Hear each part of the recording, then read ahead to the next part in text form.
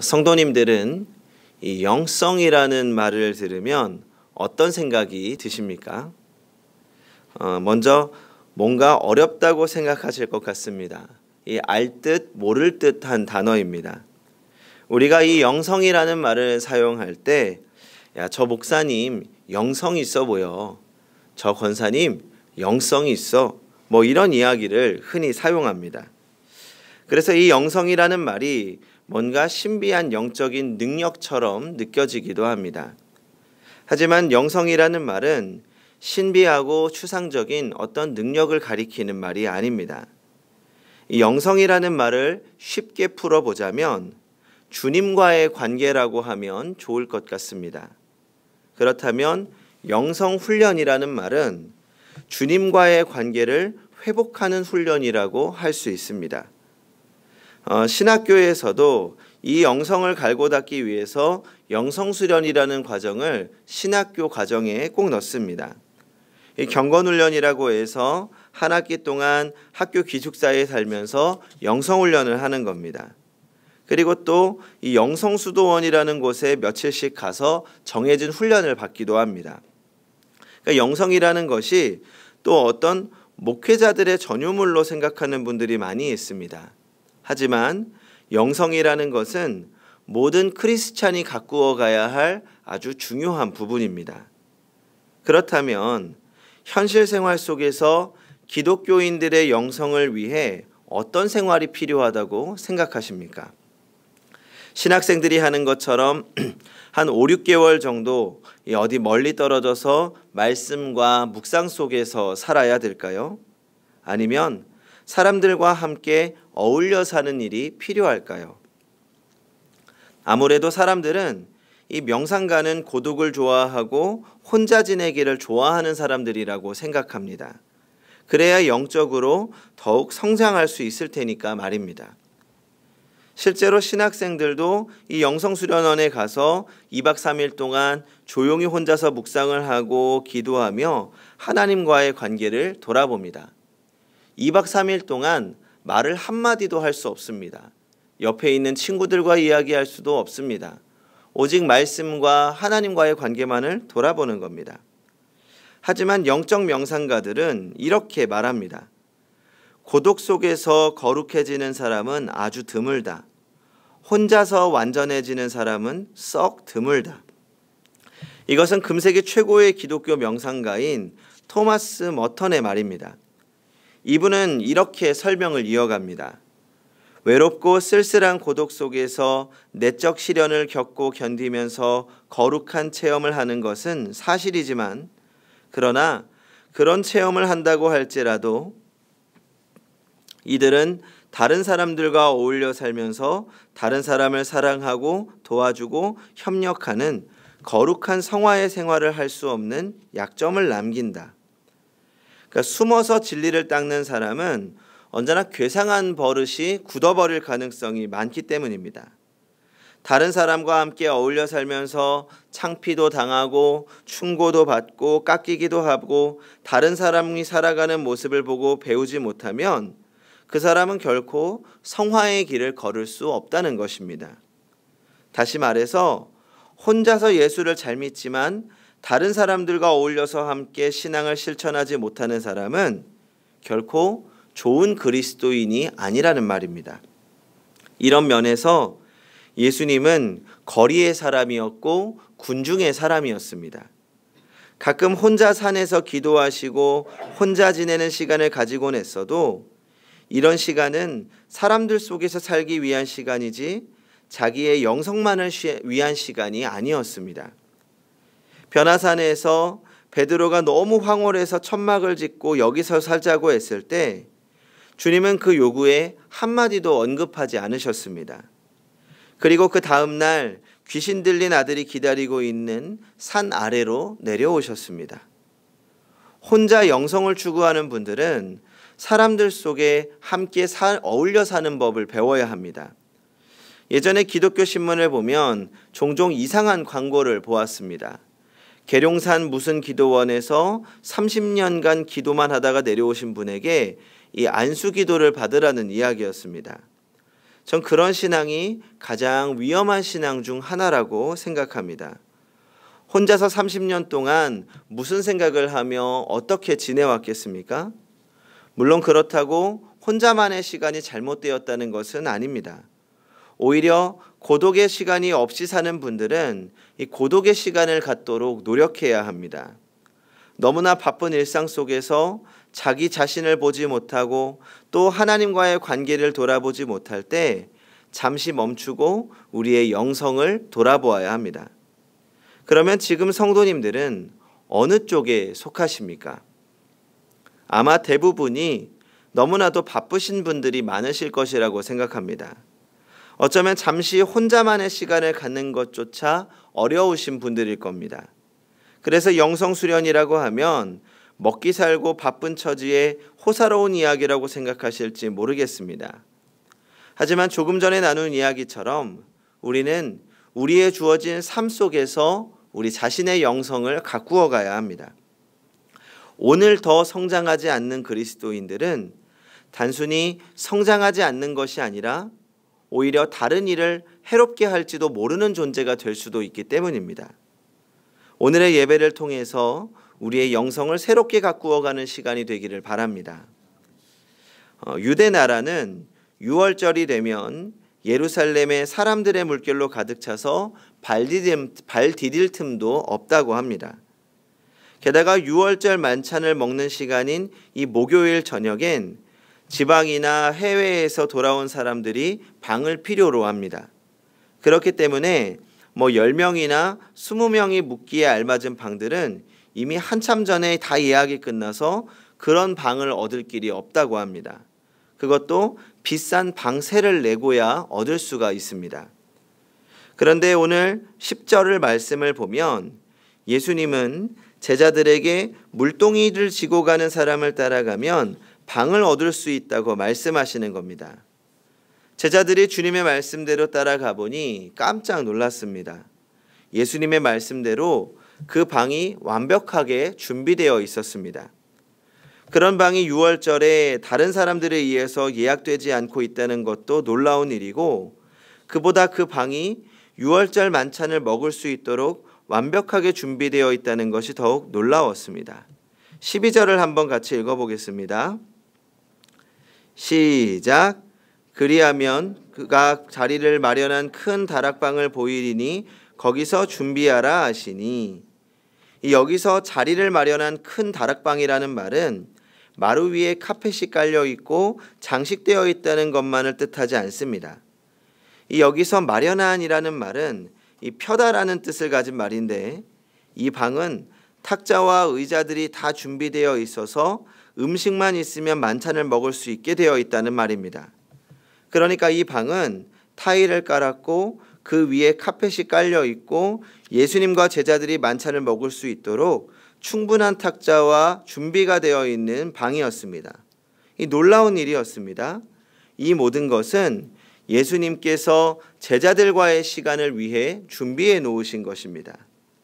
성도 여러분, 우리 주님은 우리와의 만남을 기다리고 계십니다. 우리의 바쁜 삶 속에서 우리가 시간이 없다고 주님을 외면하는 그 시간에도 주님은 우리와의 만남을 기다리고 계십니다. 그렇다면 우리는 이제 더 이상 주님을 기다리게만 할 수는 없을 것 같습니다. 찬양 중에 아버지 기다립니다 라는 찬양이 있습니다. 가사의 제목처럼 하나님의 은혜를 기다린다는 의미입니다. 아버지 기다립니다. 나에게 귀 기울이사 나의 깊은 부르짖음 오 주여 들어주옵소서. 제 친구가 한참 이 찬양을 하고 있는데 옆에서 듣고 계시던 어머니가 이렇게 말씀하시더랍니다. 야, 네가 아버지를 기다리는 게 아니고 아버지가 너를 기다리는 거지. 물론 그 찬양의 의미가 어떤 의미인 줄은 잘 알고 있습니다. 하지만 그 이야기를 들으면서 그것이 정답이라고 생각했습니다. 우리가 하나님께 기대하는 것보다 하나님께서 우리와의 만남을 더 기다리고 계신다는 것입니다. 그렇다면 지금껏 바쁘다는 핑계로 주님과의 관계를 소홀히 했던 우리 자신을 돌아보아야 합니다. 우리와 더 깊은 관계를 위해 은혜를 준비하신 주님과의 관계를 회복하기 위해 노력해야 할 것입니다. 이제 유월절 준비가 끝나고 자리를 정하고 앉았을 때 유다가 헐레벌떡 뛰어들어왔습니다. 유다는 어디 갔다 왔는지 늦게야 오면서 예수님이 어디 계신지 한참 찾았던 것 같습니다. 그런데 유다가 무엇을 하고 왔는지도 모르는 제자들은 누가 높은 자리에 앉아야 하는 것인가를 가지고 신경전을 벌였습니다. 24절을 한번 같이 읽어보겠습니다. 24절 시작.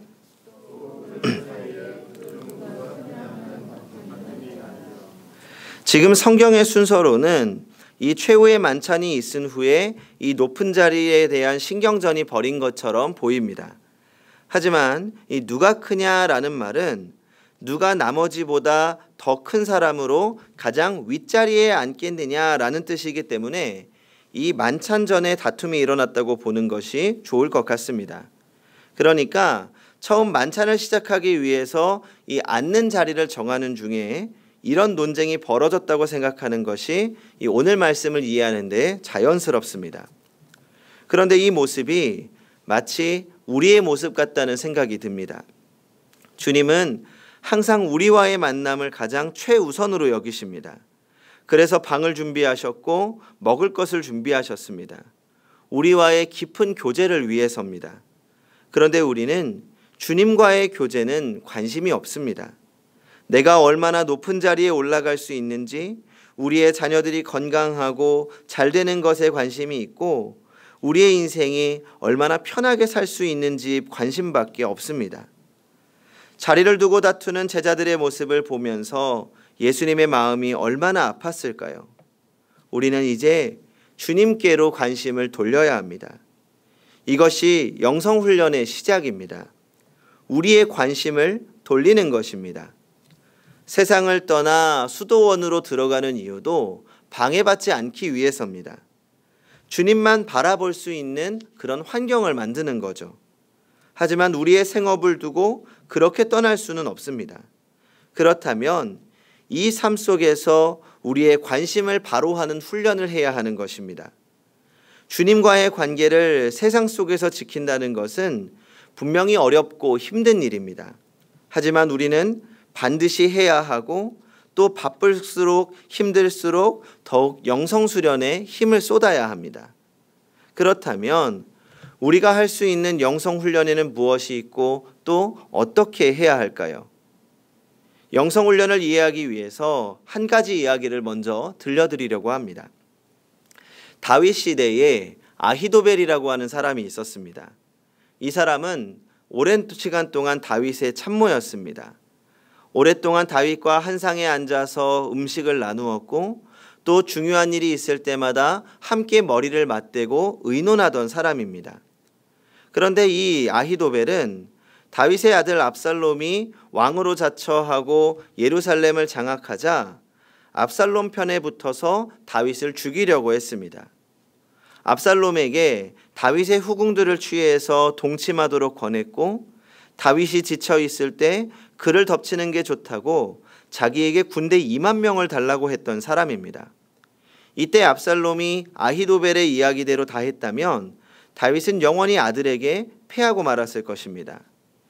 이 아히도벨의 배반을 놓고 다윗은 시편 55편에서 이렇게 탄식합니다.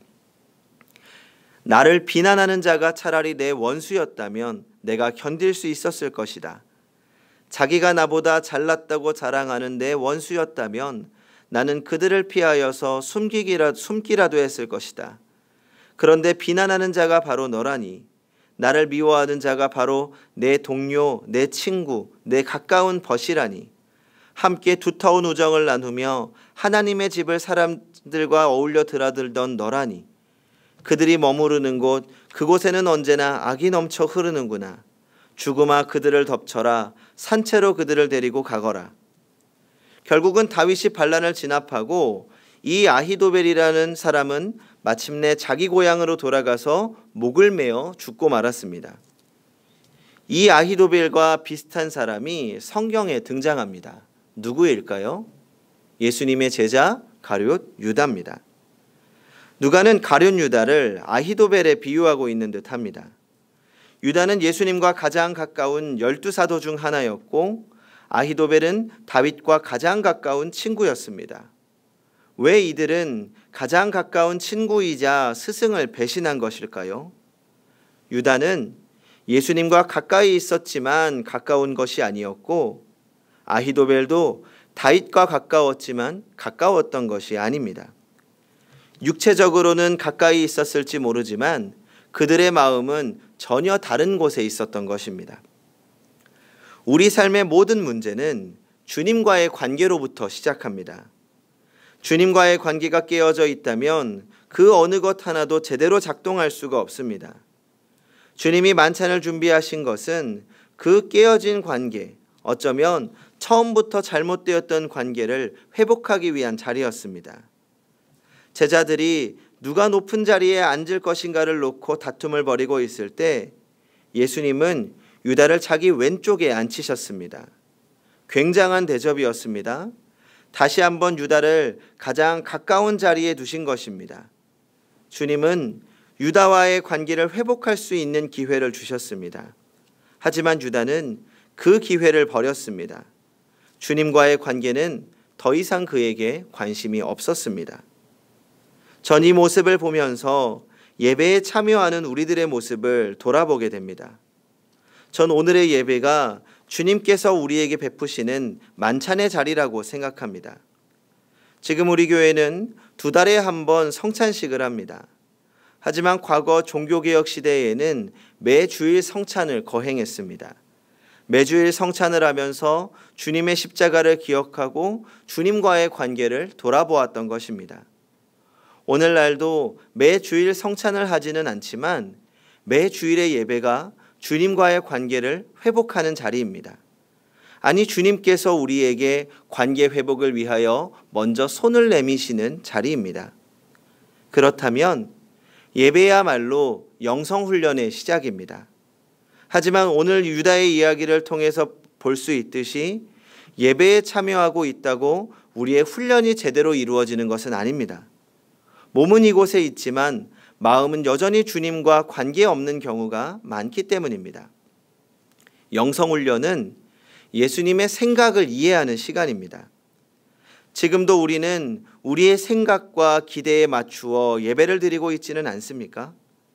내 생각과 다른 말씀이 들릴 때면 나와는 관계없는 말씀으로 저 한쪽 구석으로 치우고 내 마음과 흡족한 말씀이 들리면 그것이 오늘 나에게 주신 말씀으로 듣고 있지는 않습니까?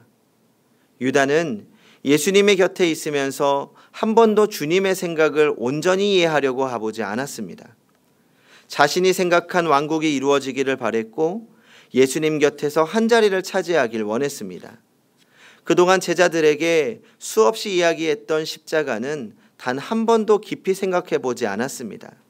그래서 그는 예수님께서 제자들을 가르치시는 그 수많은 훈련의 시간 동안 변화되지 못했던 것입니다. 성도 여러분, 오늘 우리에게 하시는 주님의 말씀을 들으시기 바랍니다.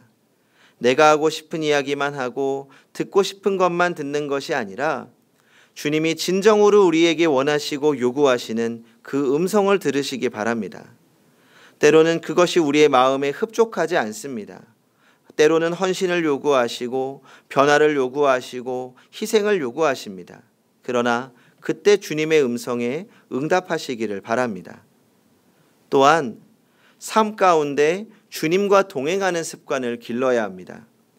우리의 삶 속에서도 주님의 뜻하는 바에 귀를 기울여야 합니다.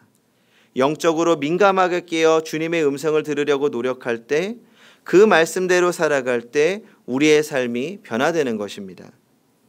지금 우리 성도님들과 사순절 말씀 묵상과 기도를 함께하고 있습니다. 이제 고난주간 일주일밖에 남지 않았습니다. 그동안 우리 성도님들이 참 말씀 가운데 열심히 동참하고 계신 줄로 압니다. 사실 제가 이 말씀 묵상을 시작하기 전에 고민도 많이 했습니다. 괜히 성도님들께 부담만 드리는 건 아닐까 하고 말입니다. 그런데 시작한 지 한 열흘 정도 지났을까요? 그때부터 종종 감사하다는 문자 메시지가 도착했습니다. 그동안 말씀으로부터 멀어져 있었는데 말씀과 가까워질 수 있는 기회가 생겨서 너무 감사하다는 것입니다. 최근에는 또 특별히 감동적인 문자를 하나 받았습니다. 제가 그 메시지를 읽어보겠습니다. 목사님, 사순절 말씀 묵상의 기회를 허락하신 하나님께 감사드립니다. 말씀 묵상을 하며 하루 종일 마치 예수님과 함께 사는 것 같아 너무 행복합니다. 정말 너무 감사하더라고요. 말씀 묵상의 본질을 이해하고 그 기쁨을 누리고 계신다는 사실에 감사했습니다. 말씀 묵상은 주님의 마음을 이해하고 주님의 생각을 이해하는 시간입니다. 묵상은 그 한순간 잠깐의 은혜로 끝나는 것이 아니라 그 말씀이 나를 사로잡고 주님과 동행하게 하는 것입니다. 그래서 우리는 더욱 말씀 속에 살아계신 주님을 붙잡기 위해 노력해야 합니다. 그리고 오늘 우리 성도님들께 우리 행복한 교회만의 특별한 영성훈련을 하나 제안해 보려고 합니다. 혹시 오늘 주보를 받으셨을 때 뭔가 특별한 것이 붙어 있지 않았습니까? 한번 주보를 보시면 주보마다 빨간색 실이 하나씩 붙어 있을 것입니다. 이게 뭔가 궁금하셨을 것 같습니다. 이 빨간 실은 팔찌입니다. 내일부터 시작되는 고난주간 동안 이 팔찌를 하고 생활하는 겁니다. 우리가 일상생활 속에서 하나님을 의식하며 산다는 것은 쉬운 일이 아닙니다. 그래서 사람은 도움이 필요합니다. 하나님께서도 에덴 동산에 선악과를 세우신 이유도 아담과 하와에게 선악과를 보면서 창조주와 피조물과의 관계를 기억하게 하셨습니다. 그래서 우리 스스로 하나님을 기억할 수 있는 작은 장치를 해보는 겁니다. 아마 익숙하지 않아서 불편할 수도 있지만 오히려 그 약간의 불편함을 통해 하나님을 의식하는 겁니다. 그리고 모든 순간에 하나님의 마음을 이해해 보는 것입니다. 내 말과 행동의 중심이 하나님 안에 있도록 그리고 생활 속에서 주님과의 관계를 훈련하는 것입니다. 그래서 이번 고난주간 동안 주님과 가장 가까운 관계 안에서 주님의 마음을 헤아리는 영성훈련의 기간이 되면 좋겠습니다. 성도 여러분, 주님은 우리와의 만남을 준비해 놓으셨습니다. 지금도 우리에게 손을 내밀고 계십니다. 따뜻한 음성으로 우리에게 말씀하십니다. 2000년 전 오늘 주님께서 예루살렘으로 향하셨던 것은 우리를 향한 주님의 사랑을 확증하기 위해서였습니다. 이제 우리에게 내민 주님의 손을 붙잡아야 합니다. 그리고 주님의 눈을 바라보고 주님과 함께 같은 곳을 바라봅시다. 우리가 이 땅에서 사는 날이 그리 길지 않습니다. 짧은 시간 우리를 가장 사랑하고 또 우리가 가장 사랑하는 주님과 함께 동행하며 깊은 영성의 은혜를 누리며 살아가는 성도님들이 되시기 바랍니다. 기도하겠습니다. 오늘도 우리와 더 깊은 관계 속으로 들어가시기를 원하는 주님, 이 시간 우리의 바람을 멈추고 주님께서 우리에게 말씀하시는 그 뜻을 이해하기를 원합니다. 이 땅에서 우리가 살아가는 동안 주님과의 깊은 관계 속에서 누리는 축복을 경험하게 하시고 말씀과 기도 훈련을 통하여 더 깊은 영성의 삶을 살게 하여 주시옵소서. 복잡한 세상 속에서 항상 깨어 있어 주님과 동행하는 성도의 기쁨을 누리며 매일을 성령 충만으로 살기 원합니다. 사랑하는 우리 주 예수님의 이름으로 기도하옵나이다. 아멘.